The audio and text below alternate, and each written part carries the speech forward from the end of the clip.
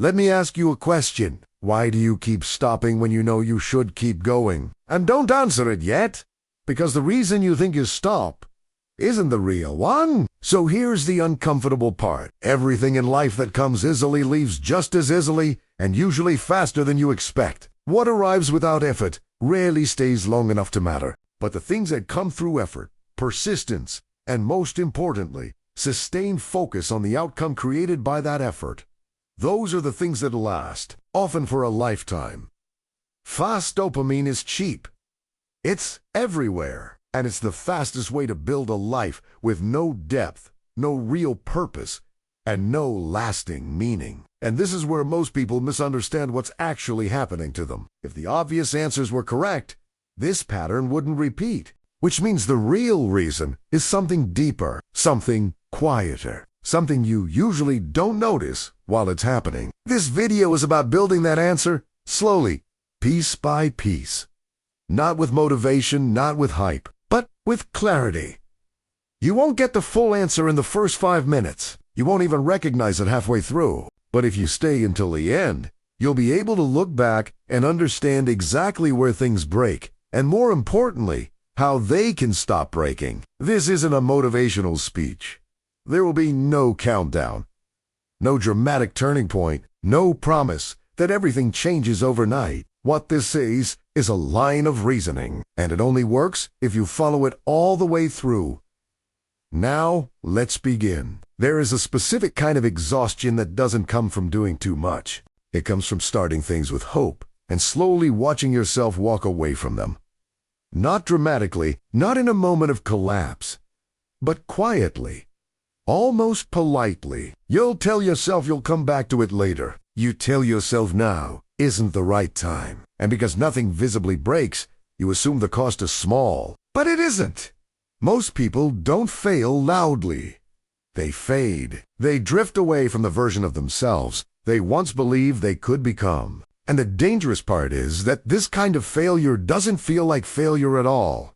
It feels reasonable. It feels justified. Life got busy, energy dropped.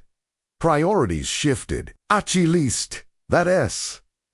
The story that gets told. The truth is harder to look at. The truth is that continuation is rare. Starting is common. Almost everyone starts. New plans, new goals, new habits, new promises made during moments of clarity. Moments when everything feels aligned and possible. But only a small percentage of people continue once the novelty wears off. Once the excitement disappears, once there's no emotional reward for showing up, and this isn't about intelligence or talent. It isn't about opportunity or luck. It's about what happens after the initial spark dies. Because that spark always dies. For everyone, the moment that determines your future is not the moment you feel inspired. It's the moment after inspiration leaves. That's where most paths quietly end. That's where most people stop without realizing they've stopped. And that's where this video stays. Until the very end, when you stop showing up for something you once said mattered. Nothing obvious happens on the outside. No one calls you out. No alarms go off. Life doesn't pause. You still wake up. You still go to work. You still scroll, eat, talk, and move through your day. From the outside, everything looks normal. Nothing explodes. Nothing breaks. And that's exactly the problem. But internally, something important shifts. At first, it's subtle. Almost unnoticeable. You hesitate a little longer before committing to something new. You become more careful with your words. You start saying things like, I'll try instead of I will. Not because you suddenly became humble, but because some part of you no longer fully trusts follow-through. This is the invisible cost no one talks about. Every unfinished commitment leaves a trace. Not on your resume. Not on your bank account, but on your self-perception. Your mind keeps score. It remembers how many times you walked away, how many times you negotiated with yourself, how many times you postponed something that didn't feel urgent. And over chimney, that history begins to shape how seriously you take your own intentions. This is how people end up feeling stuck without being able to explain why. They don't feel lazy. They don't feel incapable. They just feel hesitant. They want change, but something inside resists committing fully. That resistance isn't random. It's learned. Confidence is often misunderstood as something you gain after success. But real confidence is built much earlier than that. It's built when you do what you said you would do, especially when it's boring, inconvenient. When those moments disappear, confidence erodes quietly. And here's the part most people don't realize. The damage isn't caused by failing once. It's caused by the pattern of stopping. Stopping teaches your nervous system that discomfort leads to retreat. That boredom is a valid reason to disengage. That lack of immediate reward means something isn't worth continuing. Over time, your brain adapts to this pattern. It becomes efficient at avoiding long-term effort. It starts seeking short-term relief. It learns that quitting carries very little immediate cost, until one day you notice something strange. You don't trust your motivation anymore. You don't trust your plans. You don't even trust your future excitement because you've seen how quickly it fades. This is where people begin to lower their expectations, not because they lack ambition, but because they're trying to protect themselves from disappointment. They aim lower. They choose safer goals. They avoid commitments that require sustained effort, and they tell themselves they're being realistic. But what's actually happening is something else. They are adapting to a version of themselves that stops. An adaptation is powerful. Your brain is constantly learning who you are based on what you repeatedly do, not on what you intend, not on what you plan, on what you execute. So when stopping becomes frequent, it slowly gets absorbed into identity. You don't consciously think, I'm someone who quits. You just feel less inclined to commit, less willing to push through friction, less comfortable staying with something once it becomes dull. This is why restarting feels harder every time. It's not because the task changed. It's because you did. Your mind now associates effort with abandonment. It expects disengagement. And expectation shapes behavior. This is the invisible cost, not the missed result, not the lost time, but the gradual weakening of the relationship you have with your own word. And until that relationship is repaired, no strategy, habit, or goal will hold for long. Most people believe motivation is the engine. They believe that if they could just feel more inspired, more energized, more driven, everything would finally move forward. So they wait. They wait to feel ready. They wait for the right mood. They wait for the internal signal that says, now is the time. Sometimes that signal shows up. You wake up one morning and feel clear, focused, capable. You tell yourself, today is different. And for a few hours, maybe even a few days, you work. You show up. You feel momentum. And then, without warning, the feeling disappears. Not because something went wrong, not because life collapsed, but because emotions are temporary by nature. This is where most people get confused. They assume the disappearance of motivation means something is wrong with them, that they've lost discipline, that they need another push, another speech, another surge of inspiration. So they go looking for it. They watch another video. They listen to another podcast. They scroll until something sparks that familiar feeling again. And when it does, they start once more. This cycle feels productive, but it isn't. It creates movement without direction, action without stability. Here's a simple example. Think about a morning when you plan to work on something important. You wake up tired, not exhausted, just not excited. You tell yourself you'll start after coffee, then after checking a few messages, then after handling one small task. Nothing dramatic happens. You just keep postponing. By the end of the day, you feel slightly disappointed, not devastated. Just aware that you didn't follow through. Now compare that to a different kind of morning. You wake up just as tired, but instead of asking how you feel, you follow a predefined routine. You sit dough, you start the first step. Not because you're motivated, but because it's scheduled. In the first scenario, motivation decides. In the second structure decides. This difference is everything. Motivation is reactive. It responds to emotion, novelty, and reward. But consistency requires something proactive. Something that exists before you feel like acting. When you rely on motivation, every day becomes a negotiation. Every action requires internal convincing. Every task asks for emotional approval.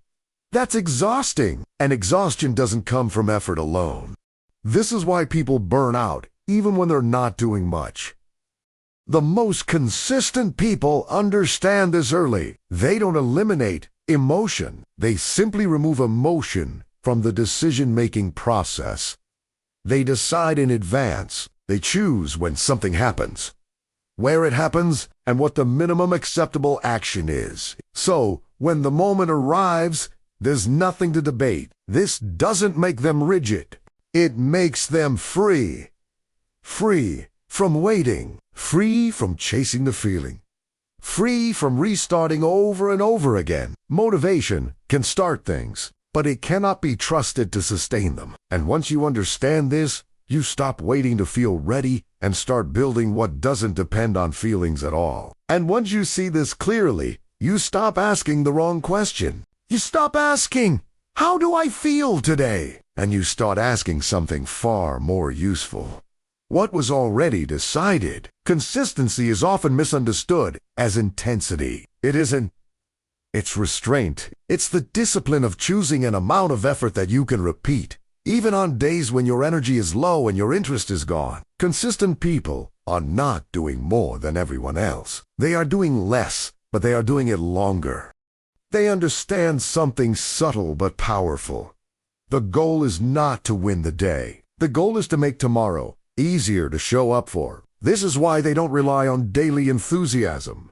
Enthusiasm is unstable. It rises and falls with sleep, mood, stress, and external feedback. Instead, consistent people rely on prior decisions. They decide in advance when the action happens, where it happens, what the minimum version of that action looks like. Once those decisions are made, execution becomes simple, not easy. Simple. There is no internal debate about whether today is the right day. There is no negotiation about how much effort feels appropriate. The question has already been answered. What was the agreement? That single question removes friction. Most people lose momentum not because the task is hard, but because they argue with themselves before starting. Every argument drains energy. Every hesitation increases resistance. Consistent people avoid this entirely. They reduce choice. They remove flexibility where it doesn't help. They trade short-term freedom for long-term stability. This is why consistency often looks boring from the outside. There's no dramatic surge of effort, no emotional highs, no visible struggle. Just repetition, the same action, at roughly the same time, in roughly the same context, day after day. And over time that repetition compounds, not just in results, but in perception.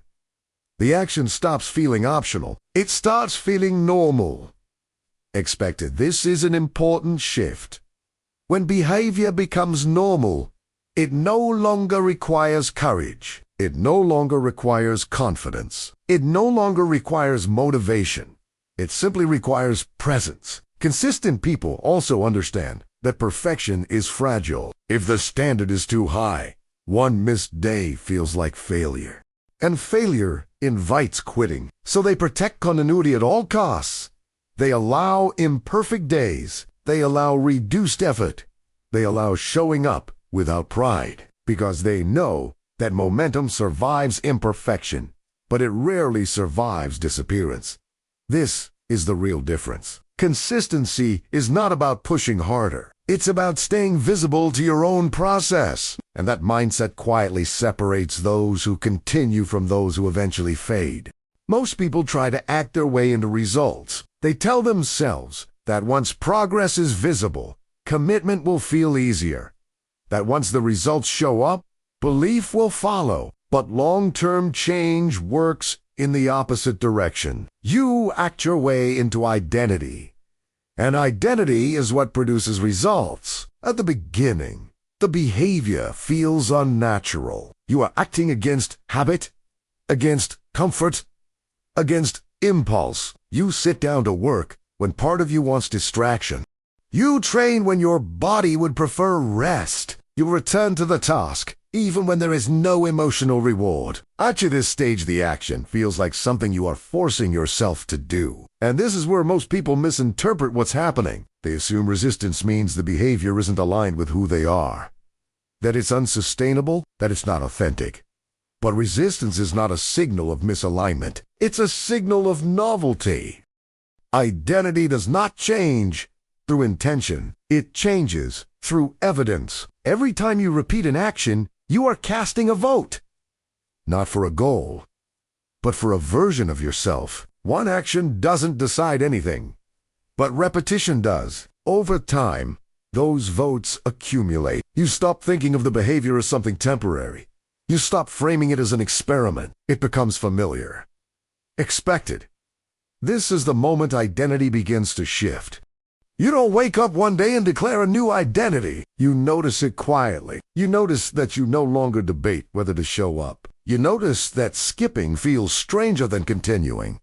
This is why identity removes friction. When behavior aligns with who you believe you are, effort drops. You no longer need motivation to do what feels normal. You no longer need discipline to do what feels expected. The mistake most people make is waiting for proof before adopting identity. They say, once I'm consistent, I'll see myself as consistent. Once I succeed, I'll believe I'm capable.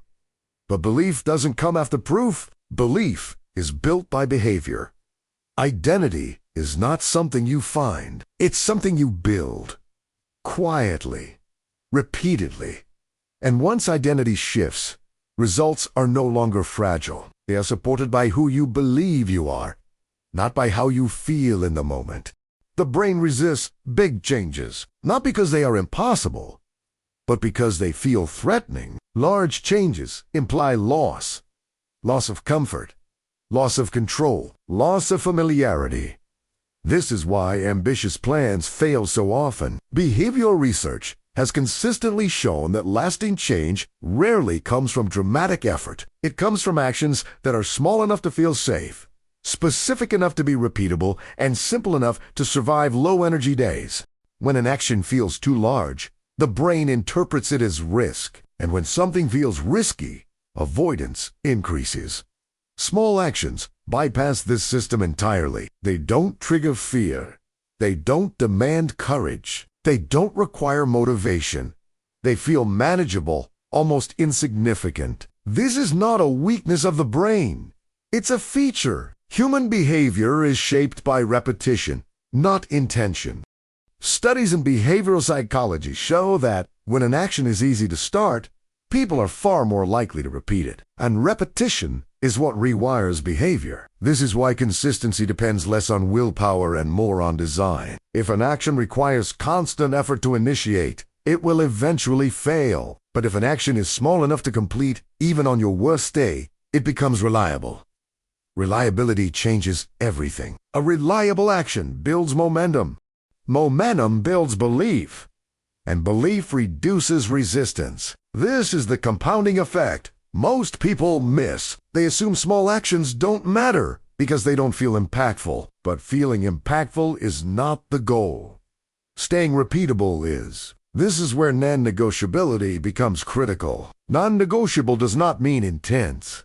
It means decided. It means the action happens regardless of mood, energy, or enthusiasm. Not because you force yourself, but because there is no decision left to make. Once an action is defined as non-negotiable, it moves out of the emotional system and into the automatic one. This reduces friction, reduces fatigue, reduces reliance on willpower. Over time, these small, automatic actions reshape behavior quietly. No dramatic transformation, no visible breakthrough, just steady change. And steady change is the only kind that lasts. There will be days when continuing feels pointless. Not difficult, not painful, pointless.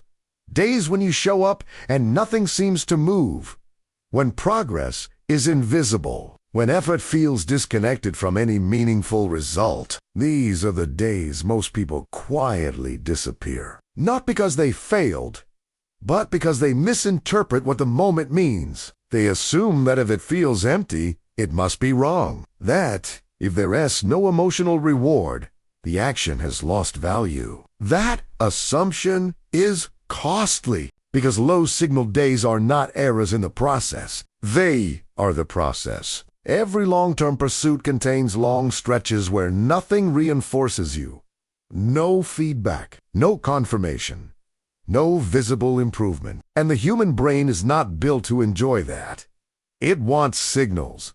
It wants reassurance. It wants proof that effort matters. When that proof doesn't arrive, the brain looks for relief. This is where people make permanent decisions based on temporary emotional states. They tell themselves they need a break. They say they'll come back when it feels right again. But breaks rarely come with a return date, and what actually happens is simpler. Momentum dissolves, identity weakens. The chain breaks. Here's the reframe most people never learn. On low days, the goal is not progress. Its presence, showing up in a reduced form, still counts. 5 minutes still counts. 1 paragraph still counts. Opening the document still counts. Not because the output matters, but because the signal does. The signal says, I don't disappear. This is how consistency survives reality. Not through intensity, but through refusal.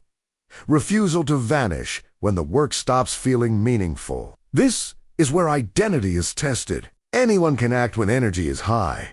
Anyone can show up when results are visible, but only a small number of people continue when nothing seems to respond. Those people aren't stronger. They're clearer. They understand that the absence of reward does not mean the absence of value. In fact, these moments are often where the deepest shifts occur. Because every time you stay when leaving would feel easier, you reinforce something quietly powerful. You prove that your actions are not controlled by mood. You show your nervous system that discomfort is survivable.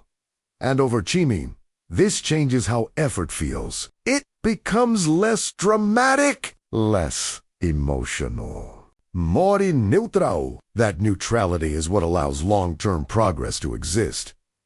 Consistency is not about pushing harder. It's about refusing to disappear. And once you understand that, the days you once feared lose their power. They become just another part of the path. Most people believe their behavior is a reflection of their character, that when they fail to follow through, it means something is wrong internally. Lack of discipline, lack of willpower, lack of desire. But this belief misses something fundamental. Most behavior is environmental before it is personal. What you do each day is less influenced by who you want to be and far more influenced by what is around you when the moment arrives. Your environment is constantly making suggestions. Quiet ones, automatic ones. What you see when you wake up, what's within arm's reach, what requires effort to access, what distracts you without asking permission. All of these things shape your behavior long before conscious intention enters the picture. This is why two people with the same goals and the same motivation can produce completely different outcomes. Think about how often you rely on discipline. You tell yourself you'll resist distraction. You promise you'll focus despite temptation. You assume you'll make the right choice when the moment comes. But discipline is a fragile strategy. It requires constant energy, and energy fluctuates. Environment does not. When the right action is easy, it happens more often. When the wrong action is inconvenient, it slowly fades. Not because you forced yourself, but because friction did the work for you. They remove distractions from their immediate space. They prepare tools in advance. They make the starting point obvious and unavoidable. Not to make life rigid, but to reduce decision-making Every decision carries a cost. Every choice drains a small amount of energy. When your environment is poorly designed, you spend that energy negotiating. When it's well designed, you spend it executing. This is the shift most people never make. They try to change themselves, when what actually needs to change is what surrounds them. A phone within reach invites distraction. A cluttered workspace invites avoidance. An unprepared environment invites delay. None of this is about discipline. It's about probability. You don't need to eliminate temptation. You only need to stop placing it in front of yourself. When the environment supports the behavior, consistency stops feeling like a personal battle. It becomes the path of least resistance. And once behavior becomes the default, effort drops. This is how progress becomes sustainable, not by trying harder, but by letting your surroundings quietly decide in your favor. Willpower is one of the most overrated forces in personal change. People treat it like a muscle you can train indefinitely, like something strong people have and weak people don't.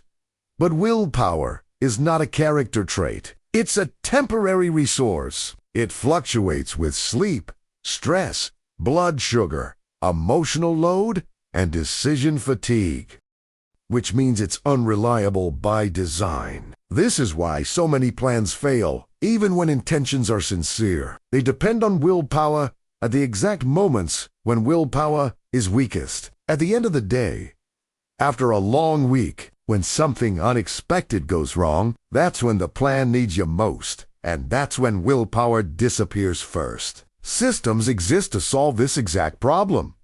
A system is not motivation. It's not inspiration, and it's not a vague routine. A system is a predefined structure that removes choice. It answers 3 questions in advance. When does this happen? Where does it happen? What exactly counts as completion? Once those answers exist, execution no longer depends on how you feel. You don't ask yourself if today is a good day. You don't debate whether you're in the right mood. You don't negotiate with your future self. You follow the structure. This is why systems outperform goals. Goals are outcomes. They live in the future. Systems live in the present. They define what happens today, regardless of whether the outcome is visible yet.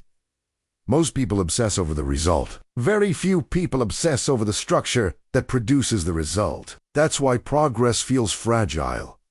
Here's a practical example. Someone says they want to write a book. That's a goal. But without a system, that goal relies on inspiration. A system would sound like this. Every weekday at 7 a.m., I write for 20 minutes at the same desk with the same document open, regardless of quality. No waiting. No mood. Check. No evaluation. Completion is defined by time, not output. That one shift changes everything. Now, the behavior doesn't compete with willpower, it bypasses it. Systems also protect identity. When you miss a day under a goal-based mindset, it feels like failure. Under a system-based mindset, one missed day is just a deviation, not a verdict. You return to the structure the next time it appears. No drama. No self-judgment. This is how long-term consistency survives real life. Not through heroic effort, but through boring reliability. People who sustain progress don't trust themselves to feel disciplined forever. They assume the opposite. They assume future versions of themselves will be tired, distracted, and imperfect. So they build systems that still function under those conditions. That's not pessimism. That's intelligence. When willpower fades, and it always does, the system remains. And that's why systems outlast willpower. Before we move on, take a second to do something simple. If this video is making you think, not just feel, that's exactly what this channel is about. So if you haven't already, subscribe, like the video, if this perspective resonates. This channel isn't about motivation, it's about clarity. And if that matters to you, you'll want to be here for what comes next. Now, let's continue. Most people expect change to announce itself. They imagine a clear moment, a breakthrough, a surge of certainty. They think one day they'll wake up and know things are different. But real change almost never works like that. The real turning point is quiet. It doesn't come with excitement. It doesn't feel dramatic. And most people don't even recognize it while it's happening. The turning point arrives when resistance fades, not because the work got easier, but because the internal argument stopped. You no longer debate whether to show up. You no longer question if it's worth it. You no longer wait for permission from your mood. You just do what the structure says. This moment feels strangely ordinary. That's why it's so easy to miss. There's no emotional payoff, no spike of motivation, no sense of arrival. But something important has shifted. The behavior is no longer something you try to do. It's something you expect to do. Before this point, effort is fueled by intention. After this point, effort is fueled by identity and systems. You're no longer relying on discipline.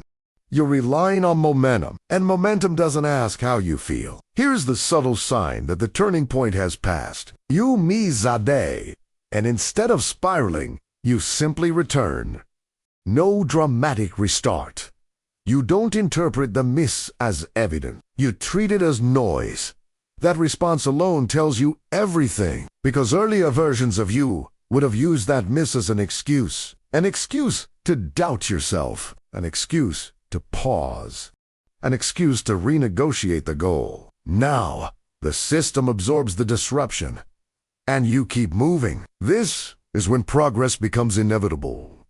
Not fast, not flashy, but steady. From the outside, it may look unimpressive, but internally, something critical has happened. You're no longer fighting yourself, and once that internal friction disappears, effort becomes sustainable. Not because you're stronger, but because the process finally fits who you are.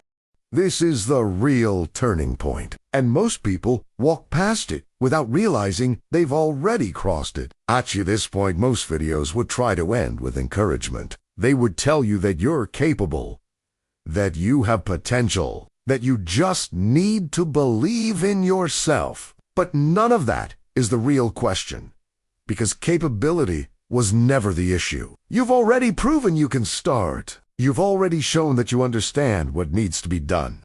You've already felt the clarity that comes with wanting more. The real difference was never knowledge. It was continuation. So here is the only question that actually matters. Will you continue when no one is watching? Not when it feels exciting. Not when progress is obvious. Not when the effort is being rewarded. But when it's quiet. When nothing reinforces you. When the work feels neutral. Because most of the actions that shape a life happen in that silence. No applause. No feedback. No visible confirmation that any of it matters.